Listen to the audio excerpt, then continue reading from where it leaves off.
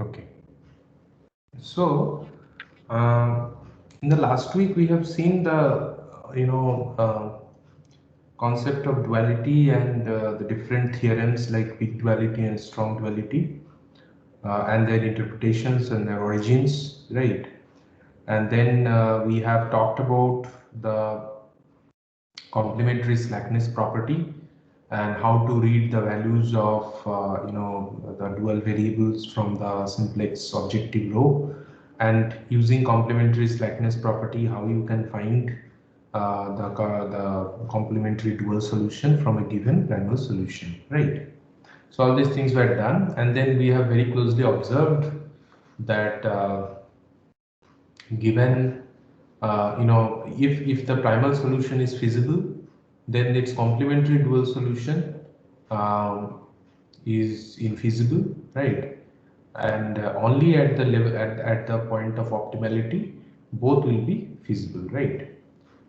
In other cases either one will be infeasible or both of them will be infeasible, right? So this is a very strong observation, and which is actually the theorem of strong duality, right? Now today we will see that so far we have talked about the mathematical structures and the mathematical problems. So today we'll see, let's say, from a practical perspective, what is duality and what does it mean. See, from a mathematical perspective, we have seen that dual problem is another problem of a different form which gives you the same objective value, right? So this is a mathematical perspective, but how this perspective, how the duality is useful from a practical perspective, that we have to understand, that what is the actual meaning of these dual solutions and these dual objective values from a practical point of view. So for this we have taken an example where a company Ready Mix produces both interior and exterior paints from two raw materials, M1 and M2. Okay. Now these raw materials are required in different quantities to produce exterior and interior paints, which are two different products, right? And this table gives you the data uh, that the raw material M1, 6 tons of raw material M1 is required to produce 1 ton of exterior paint. Similarly, 4 tons of M1 is required to produce 1 ton of interior paint. Fine. And then maximum daily availabilities are given. So 24 tons are available per day for raw material M1. So similar explanation can be given for raw material M2. And then finally you are going to make the products, which are exterior paint and interior paint, right? And here the profit per ton is given.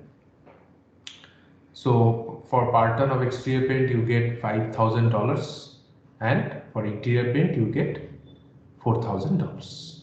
Fine. Now in addition to this, from a market survey you get to know that the daily demand for the interior paint cannot exceed that of exterior paint by more than 1 ton. So this is coming from the survey data. Also, the maximum daily demand for interior paint is 2 tons. Okay. So this is coming from the market survey. Now suppose you want to solve this problem. What is the problem? Problem is to decide what is the optimal number of tons for exterior paint and interior paint to produce, given these limitations and the market survey conditions. So can you please quickly formulate it as a linear programming problem? Just formulate, no need to solve it, just formulate it and tell me what is the formulation in terms of objective constraints and decision variables.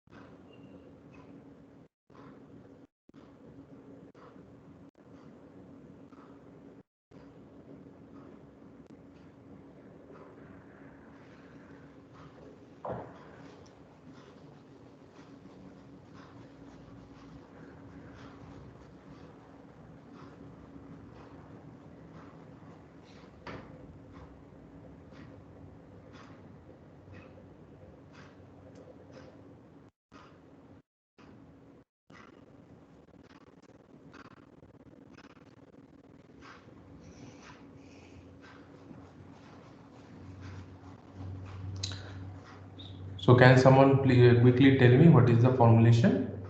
So what will be the decision variables here? What you want to decide?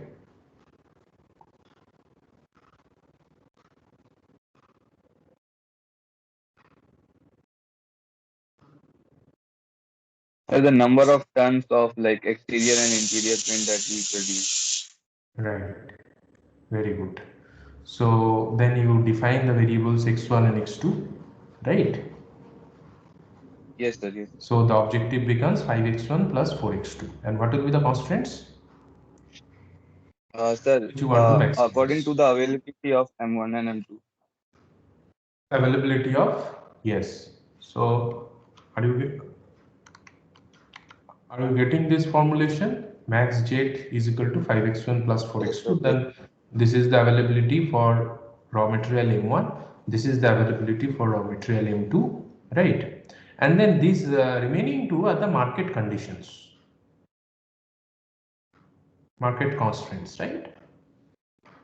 Is it clear?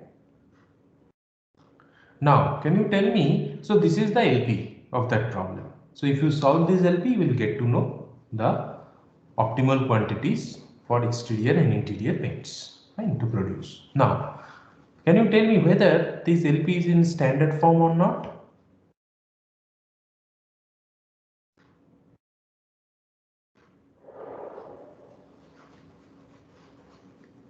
Is it in standard form? Eh, yes, sir. Yes, sir. Yes, yes, very good. Okay, fine.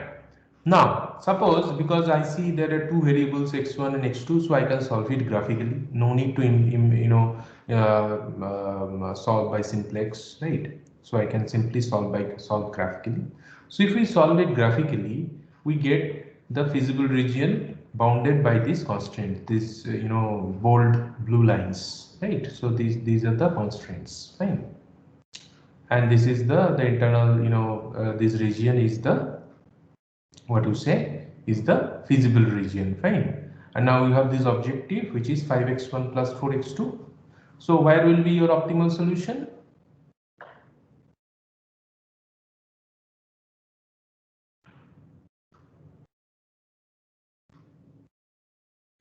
Where will be your optimal solution?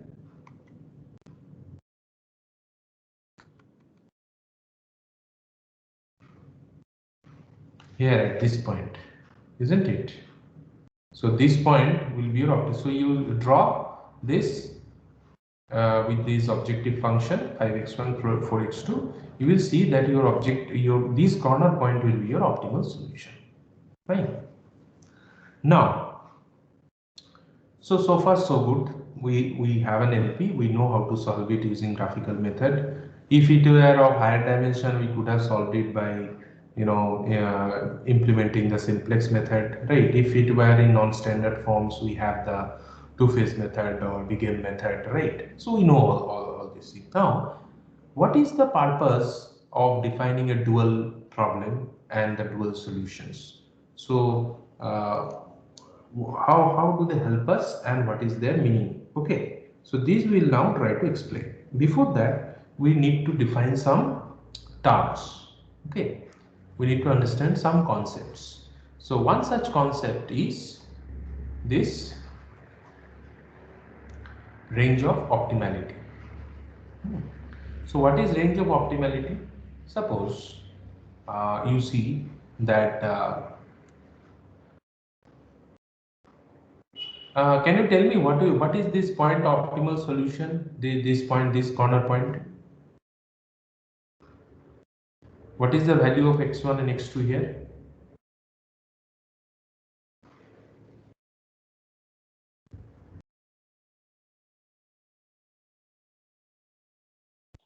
Three comma 3/2.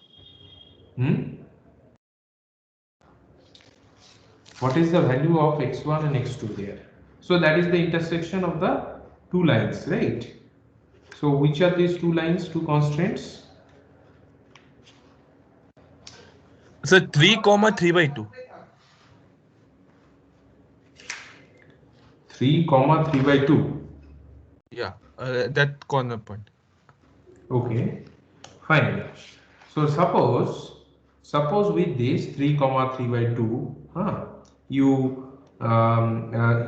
suppose you are the manager of the company. Okay, now as a manager of the company you want to know, okay, if I am producing 3 tons of exterior paint, and yes, and 3 by 2 tons of interior paint, then I am achieving the maximum profit. But suppose I want to now, I have a different, I want to attach a different values of profit for each of these products. Okay, suppose I want to bring down the selling price to address to the competition in the market, right? Or I want to increase the selling price, so I want to increase my revenue, so I increase my selling price. So if I do that, these profits which are associated with these two products will change. Now I want to know, without disturbing the production plan, what is the, how much change I can do with this profit values. Okay. So in a sense, if you see that if I change these values, say 5x1 plus 4x2, so if I change this to 6 or 7 and this 4 to some other value, what will happen? Basically, the objective function will start changing its slope, right? So it will tilt either towards right or towards left. Now, in order to keep the current production plan intact, that means I want to ensure that the current production schedule will be optimal even for the change profit values. So what will be the range of these say 5 and 4, the coefficients of x1 and x2, so that this current production plan is undisturbed? What will be that range? Graphically, can you say?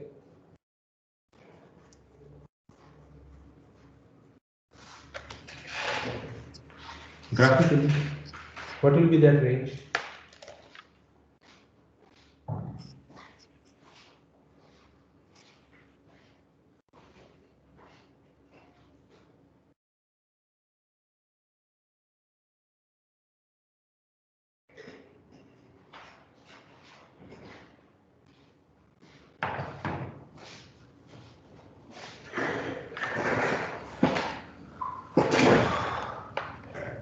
Yes. So basically, if you draw, suppose I draw the objective function here. Suppose the current objective function is this.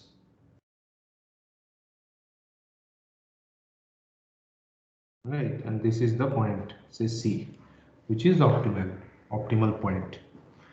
So if I change the values of the coefficients of x1 and x2, so this line will either tilt towards left or towards right. Right. Now, what is the range within which this point C will remain as optimal? So this is given by these two dotted lines, right, which we call as the range of optimality, which are determined by these two intersecting constraints, right? So as long as your objective function is within this range, you will get C as your objective, as your optimal solution, isn't it? Okay, so ideally as a manager, you would not like to disturb the current production schedule. So within this range, you can try to change your profits, right? So this is one definition for range of optimality. Now the next definition is for range of feasibility. Is it clear, range of optimality? Yes, sir. Yeah. So now next is range of feasibility.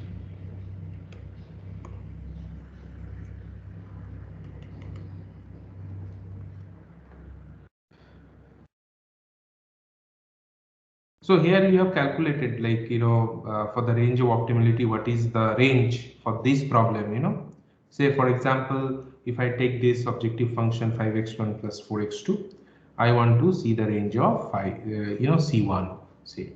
So Z is say C1 x1 plus C2 x2, right? So So suppose keeping the C2 fixed, I want to see that what is the range of C1. So this is decided by the by comparing it with the coefficients of the intersecting constraints, right? So here C1 by C2 is between half and 6 by 4. From where this has come, half and 6 by 4? From the intersecting constraints, the coefficients of the intersecting constraints, right? So you know C2 is fixed, so from there you can get the range of C1, which is 2 to 6. So as long as the C1 is between 2 to 6, you will get the same optimal solution, which is capital C. Fine. Provided C2 is fixed at 4. Similarly, you can do this for C2 as well. Okay. And similarly for C1 and C2 also. Okay.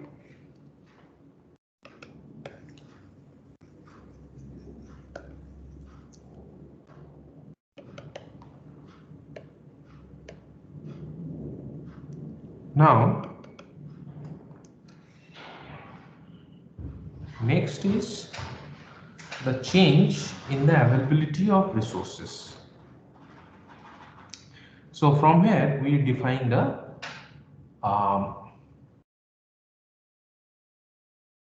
range of feasibility. And what is the range of feasibility?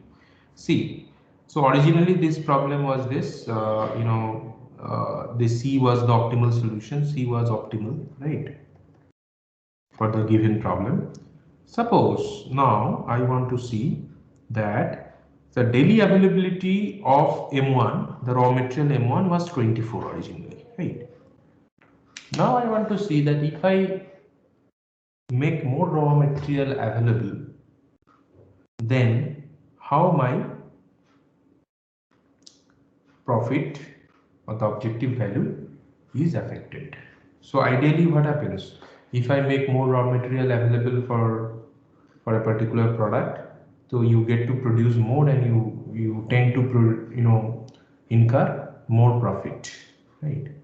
But there is a range for that beyond which making raw material will not affect. So you want to identify that range. So I have taken the example of the raw material M1.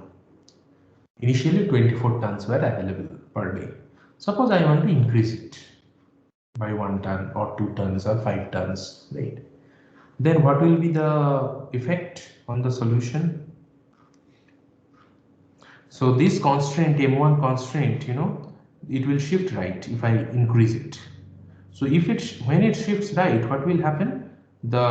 This corner point C will slide down along this other constraint, right? So it will slide down. At M1 equal to 36, it will intersect with this x1 axis, this point, right? Beyond which, suppose I consider if I further increase M1, what will happen? So the constraint will be like this. So what will happen then? So M1 constraint will be this. So what will happen then?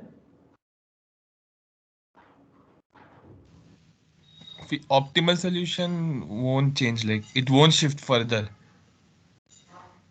So which means but if you look at the feasible region, what will happen to the feasible region? This constraint will be redundant because it will be then this other constraint DC, along this line DC.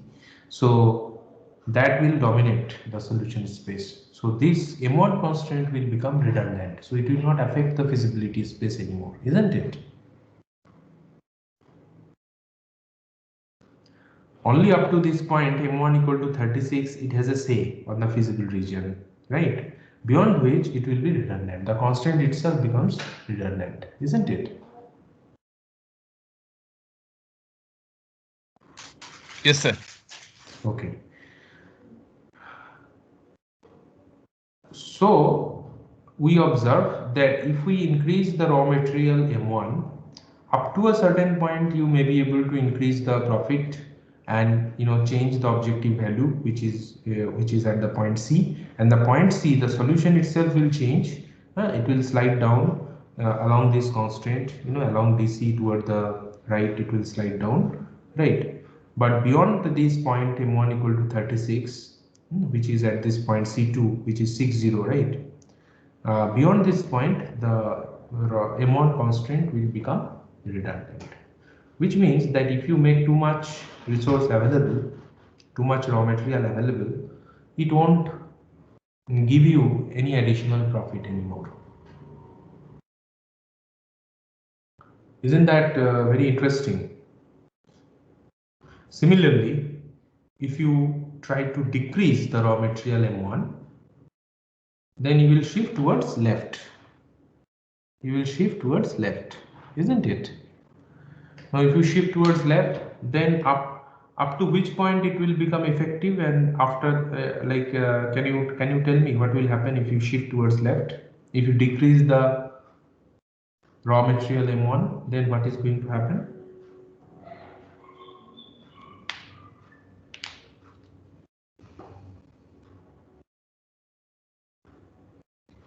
Tell me.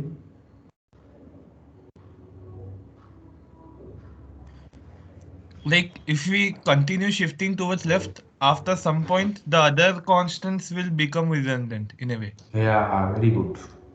So if you continue, see up to this, beyond this point D, right? The other constant, which is this DC along this line DC, right? So these will become redundant. So at M1 equal to 20 only, this both of these, resource M2 and resource M1, both of the constants will be in force. Beyond which it will make the other constant redundant. So what is happening? That if you keep increasing the right hand side, which is the availability of raw material, it is either becoming itself redundant or it is making some other constant redundant. Either case is not desired, right? Now the range at which all the constants are in force, are active, that range is called the feasibility range for that particular raw material. So for M1, say, what will be the range of feasibility? From M1 equal to 20 to M1 equal to 36. Because outside this range, redundancy will happen, which is not desired, right? What does it mean? That if you increase raw material, so you have a scope, basically you have a scope of increasing and decreasing raw material M1 within this range. Now you decide and you see what will be the, now you want to know, okay, if I increase the raw material, what will happen? Is it going to increase my profit or decrease? Similarly, if I decrease my raw material, what is going to happen to my profit? Because at the end of the day, you are only interested in your business, right? In your profit. So next question comes, okay, I understand this is my feasibility range, but you tell me whether I should increase or decrease. And this can be verified from the graph easily, right? That if this point C, if it slides upwards, how your objective function is getting affected. If it slides downwards, what is the effect, right? And from the graph you can easily tell that, okay? But for large problems, it is not possible to tell it from the graph, right? Because you cannot even plot it in a graph. So there are numerical ways to do it, which we'll do later on. But at least for two variables, let us understand that, what is the, now how the dual comes here to give you a hint that whether you should increase your raw material or decrease your raw material, right? So for that, we define this term, which is the unit worth of the resource. So when I am investing something, that means when I am purchasing raw material and investing it in my factory, right? Then the idea is that I want to know that what contribution it is making towards my profit, right? So as such, the price of the resource, say suppose the raw material M1, I have procured from the market at the rate of say 5,000 rupees per ton or $5,000 per ton, right? But that is not my, that is something that is of course important to me.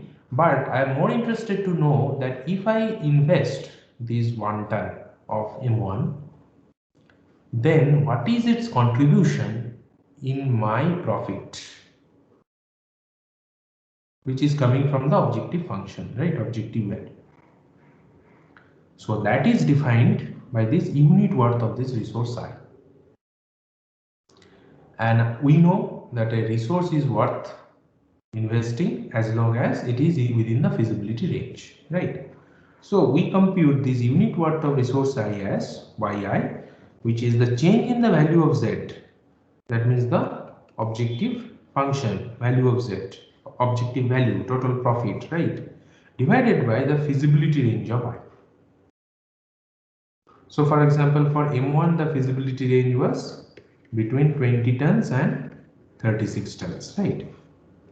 So at M1 equal to 20, you have some value of Z, right? Similarly, for at M1 equal to 36, you have another value of Z. Fine.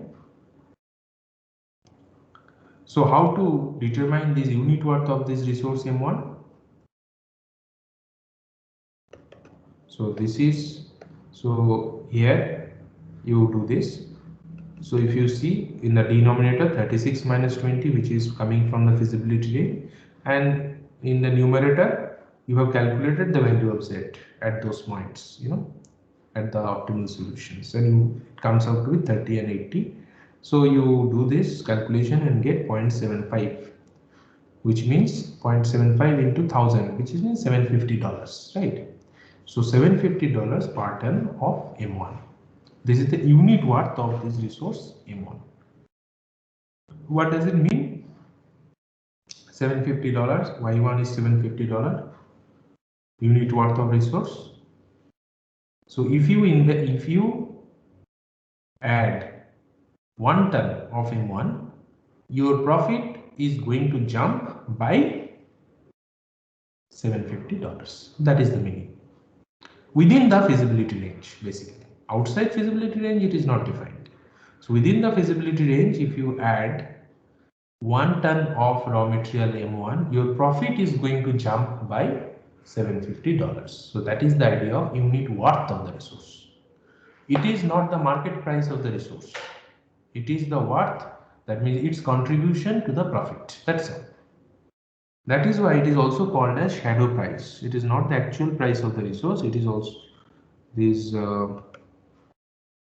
unit worth of resource. This is also called as shadow price. Why shadow? Why it is not just simple price, real price?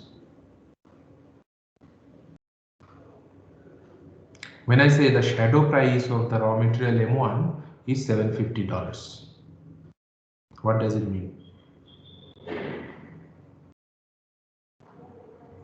Shadow price means unit worth of the resource.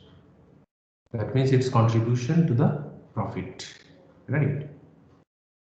So you may have purchased the M1 raw material from the market at the rate $5,000 per ton, but its contribution to the profit is $750. So that is why it is called shadow price. It is not its real price. Okay. So similarly, can you calculate for M2 for this problem, and can you tell me what is the shadow price? And interestingly, if you form the dual of the LP, so this is where the duality is coming.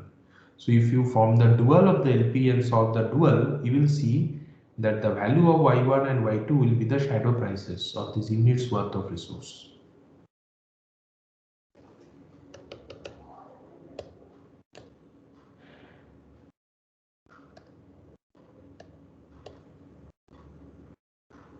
So here, if you see, this is our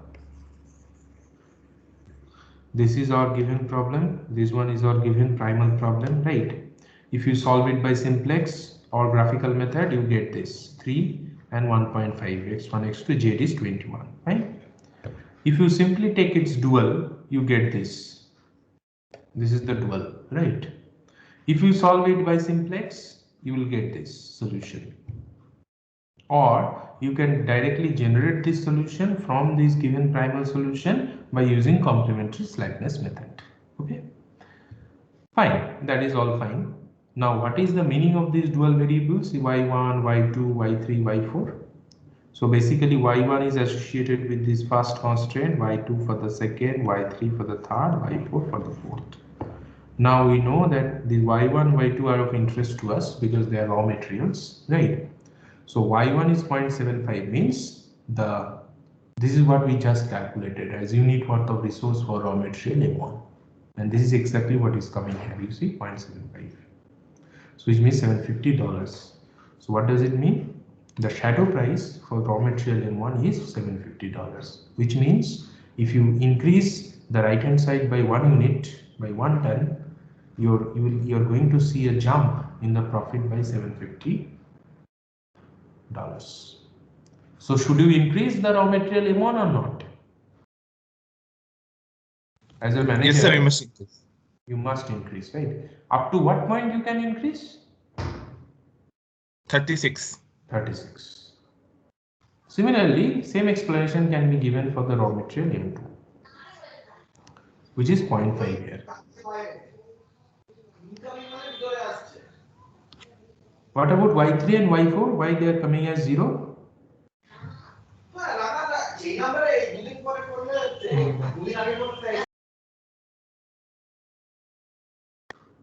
What about Y3 and Y4?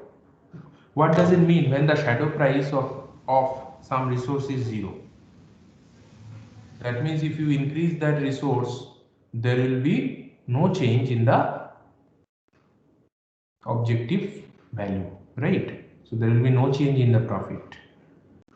So even if you write in the right hand side instead of 1, even if you write 10 or whatever, within its feasibility range, you are not going to see any change in the profit. And these you can verify from the graph, the other two constants, right? So if you just slightly increase or decrease those two constants, it is not going to change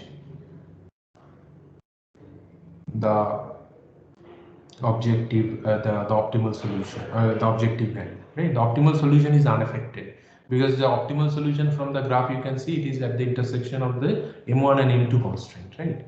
So if you slightly change the other two, it will not have any effect, and this is what is shown by the dual solution as well. So it is not possible for you to every time to construct the graph, and for larger problems even you cannot construct the graph, right, and check what is the shadow price or the unit worth of the resource. So for a manager it is very convenient to just form its dual and get the dual solution and see whether it is positive or I mean it has to be positive, the y1 and y2, these values will be positive or 0, right? So if it is positive, then there is a hope that okay, if I increase, if I make more resources available for that particular material, then I will see a jump in the profit, but only up to a certain range, okay? And if it is 0, then there is no need to think about it. Is it clear, like how the dual solution is helping you from a practical perspective in decision making? Yes, sir. Okay. So, can you quickly verify whether you are getting the same value y2 equal to 0.5 for the raw material M2? So you draw the graph and see that how you can decide the feasibility range of M2 and what is the unit worth of the resource M2. From the graph, can you decide and check whether you are getting this 0.5 or not?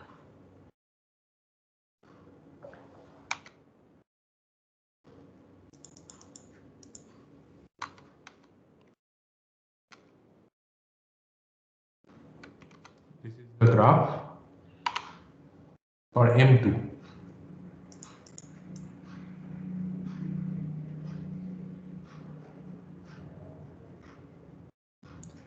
So if I keep M1 fixed, say, and vary M2, then what is going to happen? Yes, so we are getting 0.5. Like Okay. in numerator, the change in Z will be 4/3, and the feasible range is 8/3. So means the gap. So it will get 0.5.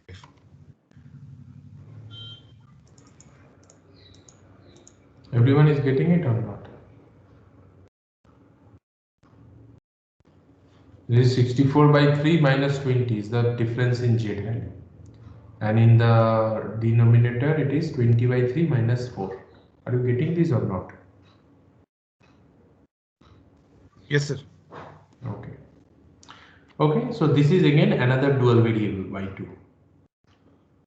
So now you understand that what is the purpose, of this duality. Now we'll even go deeper into the dual problem and see its economic perspective. What is the economic interpretation of duality? So far we understand that what is the economic interpretation of dual variables, right? Y1, Y2. But there is economic interpretation of the objective value and the constraints as well.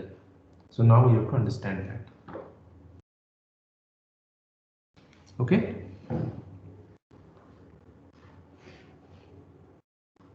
So here I have written one primal problem and its dual. Right. So for weak duality, Z will be less than equal to W, and for strong duality, Z is equal to W. That means at the optimal solution. Right. Now let us now focus on the objective function. What does it mean? For the primal problem, say for this ready mix model, this interior and exterior paint model, the objective function was maximizing the total profit, right? So for the primal problem, this CJXJ, this term, right? This term CJXJ is given it basically gives total profit, right? So this gives total profit, isn't it? Now, can you tell me what is this term giving the dual objective? This one, because you already know what is yi. Yi is the shadow price of the resource I. That means the unit worth of the resource I multiplied by bi. So what does it give?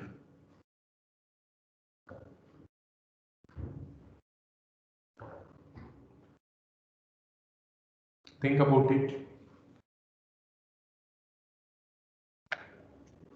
For the primal, Cj is the profit and Xj is the number of the quantities, the tons, right? So Cj multiplied by Xj gives you the total profit. Fine. Similarly, what is this BIYI? What does it mean? I have already explained to you what is YI. Now what is this BIYI?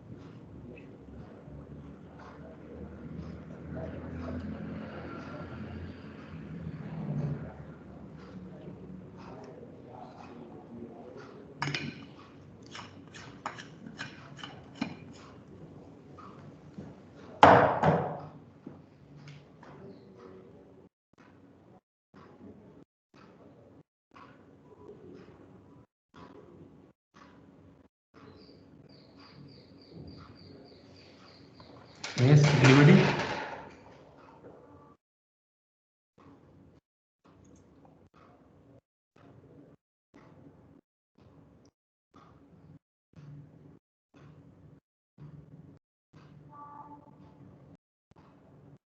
What is BI? You look at the primal problem. What is BI? BI is the right hand side of the constant, right? What does it mean? You look at the ready mix model.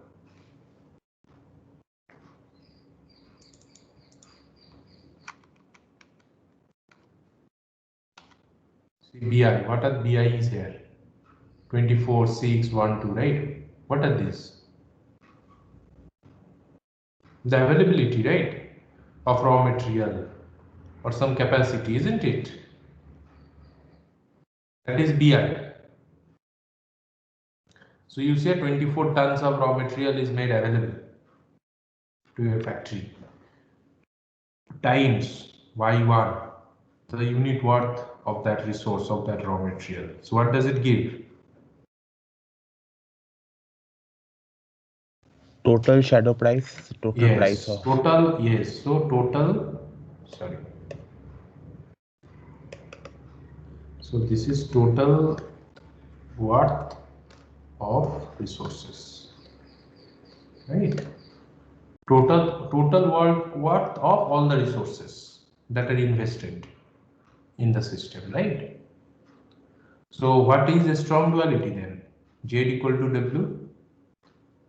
So which means total profit will be equal to the total worth of the resources, which means, so I am investing some resources in the system and expecting some worth, some profit, right?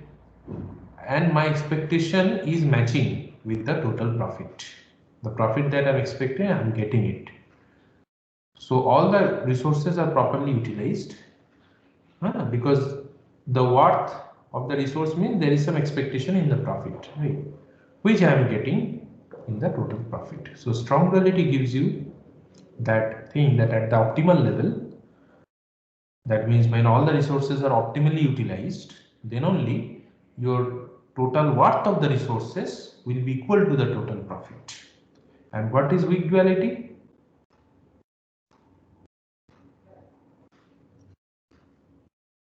Weak duality is profit less than the worth of the resource. That means I have invested some resources and it has more worth than the profit it is actually producing, which means that these are not properly utilized or optimally utilized. Some resources may be lying idle, right? Some may not be up. So weak duality means you are not at the optimal level, and Z is strictly less than W. And this is what we have seen in the duality, right? When we are not at the optimal level in any other level, this is weak duality, it holds, right? Which means the resources are not optimally utilized. When they are, then the strong duality will hold. Your total profit will be equal to the total worth of the resources. Okay. And what about the constraints?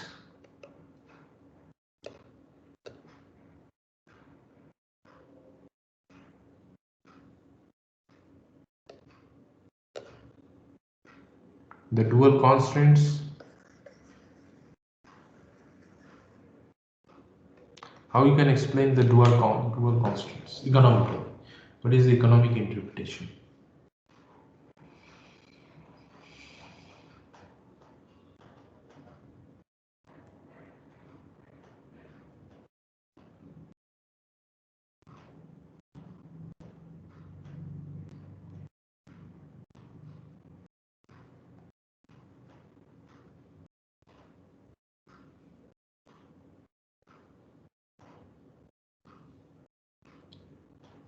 Think about it and let me know. I have explained a lot of things. Now this one you have to explain to me tomorrow. That what is the economic interpretation of dual? See, when you look at the primal, you already know what are the profit, what is the right hand side, what is the rate of consumption of the resources, right? How much ton of raw material is required for to produce different products, right? Then when you look at the dual, you know what a shadow price is, right? Now you have to tell me that when you write the dual constant, which is sum yi minus c, right? Summation aij yi minus cj. So this is a dual constant. So what is the meaning of it? And why it is greater than 0 in the dual formulation? In the dual problem, this summation aij yi minus c j is greater than equal to 0 we have written, right, in the dual. Why it is so? So what happens when it is less than 0? From an economic perspective, you tell me. I have already explained it from a mathematical perspective, because we know that ya minus c, it is coming from the revised simplex method, and for maximization problem, all the signs, the coefficient should be greater than equal to 0, from where it is coming. So mathematical perspective is understood, but I want to know the economic perspective from it in the next class. Okay.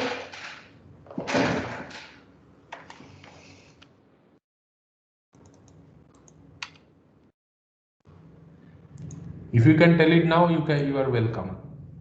Can anybody tell it now? What is the economic interpretation of this dual constraint? Y minus c greater than equal to 0. What does it mean?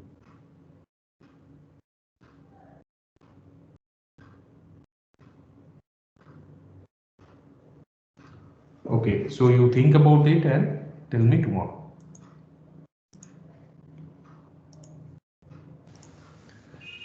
Sir, I had some doubt.